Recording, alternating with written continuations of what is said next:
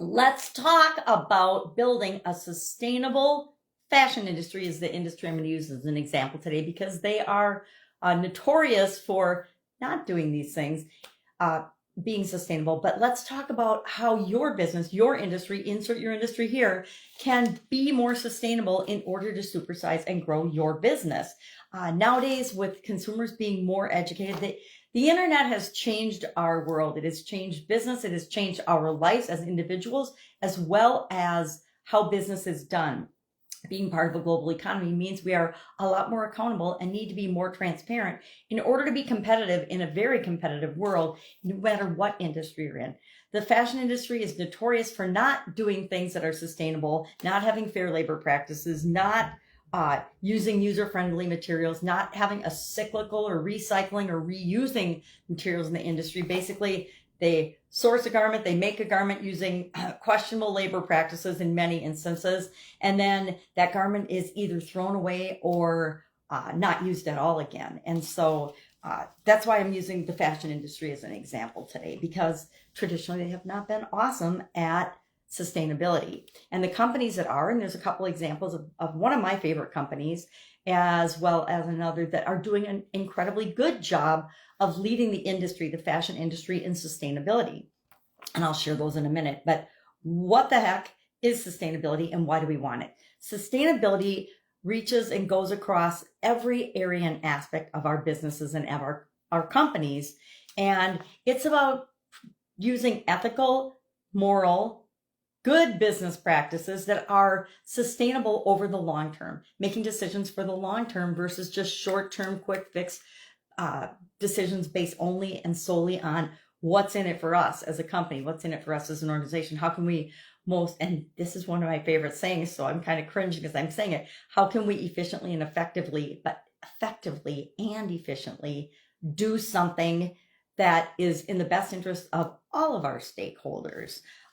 It involves transparency through the entire supply chain, right?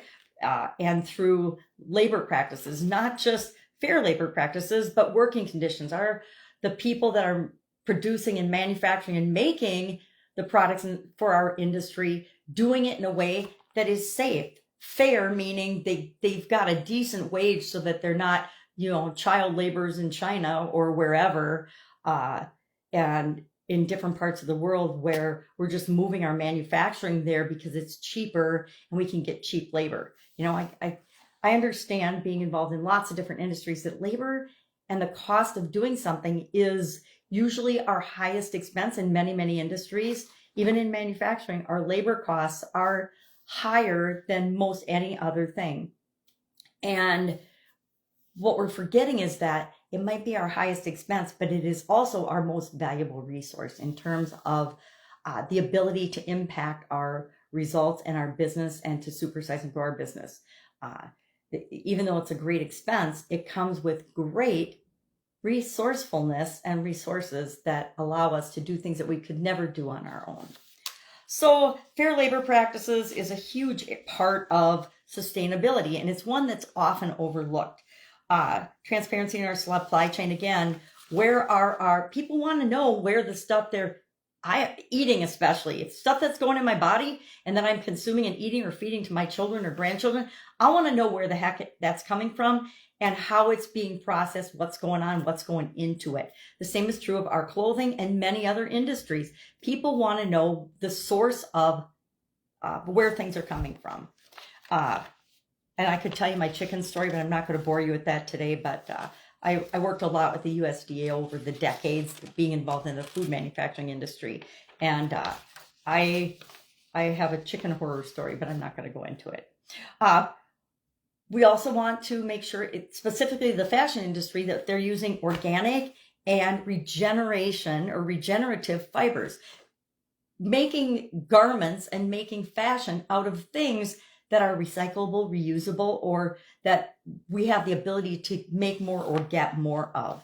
Recycled and upcycled material. Upcycled material is just material that is used, like vintage fabrics are used in, and I was at Round Top last year here in Texas, where I happen to be traveling right now.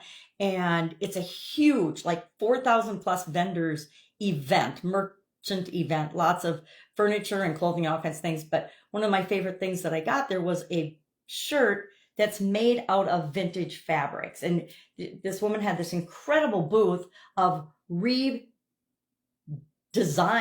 and this is in the fashion industry, redesigned fabrics that she had made into something different. Some things involved jeans or jean skirts and things. Other things were just different fabrics, vintage fabrics that were put together in a new design. So the fabric was reused and redesigned in a different type of blouse. Things like that. That's an example of upcycled. Recycled is you can actually reuse the material. You know, we recycle plastic, we recycle paper, hopefully in your area, all the time. And it can become totally different products and services. We want to, in our industry, think about what are some circular processes that we can put in place. Are there ways that we can reduce waste? I grew up in manufacturing, both in corporate America and in the private sector, and we automatically did these things because we were looking for ways to save money, reuse, recycle, minimize the use of resources that weren't necessary, etc. Because in some industries, waste is a huge, huge expense, and getting rid of that waste is a huge expense. Think of clean water and making sure that from our processes, the water, and a lot of the manufacturing businesses I've worked in and with reclaim and recycle and refilter their water so that they can use it again and again and again versus putting it out into the environment. So we want to have closed loop systems. That's an example of a closed loop system. We want to have, are there ways to put closed loop systems in our processes? And again, from the beginning to the end. And if you are just a reseller and you're building a reseller business, it doesn't mean that you get to say, I don't care where things are coming from. And a lot of businesses will do this, but it allows you a competitive advantage if you are more conscientious, especially nowadays. The internet makes it possible for people to spread information about your organization. So if they know and find out that you are sourcing your products from places that have, slave labor, or places that don't care about the environment, or places that are polluting, guess what? Word's going to get out, and that's going to put a bad mark on your reputation and can actually destroy your business, destroy your brand. So curious, have you and are you doing anything about sustainability in your organization, for your industry? Because one of the ways to get a competitive advantage is actually be like Patagonia and lead the industry in that. Patagonia is my favorite example of, and especially in the fashion industry, sustainability. They've been trailblazers with respect to this for decades, and they lead the fashion industry in social responsibility and prioritizing the environment. They do an amazing job of that. Eileen Fisher is another example, and they actually have a program called the Renew Program, which buys back old garments and reuses old garments and recycles them or resells them. And they promote circularity and waste reduction in their organization. Again, manufacturers tend to do that. And we've done it for so long that we almost don't think about it as a separate entity or a separate action, but now it is. And then there's a thing in the fashion industry called Reformation, and it combines fashion-forward designs and sustainability, offering eco-friendly and chic fashion options for people. So are you thinking about sustainability or long-term viability of your processes, procedures, systems, sourcing, supply chain, manufacturing process, etc., as you're building and growing and supersizing your business? Like I said, you don't have to.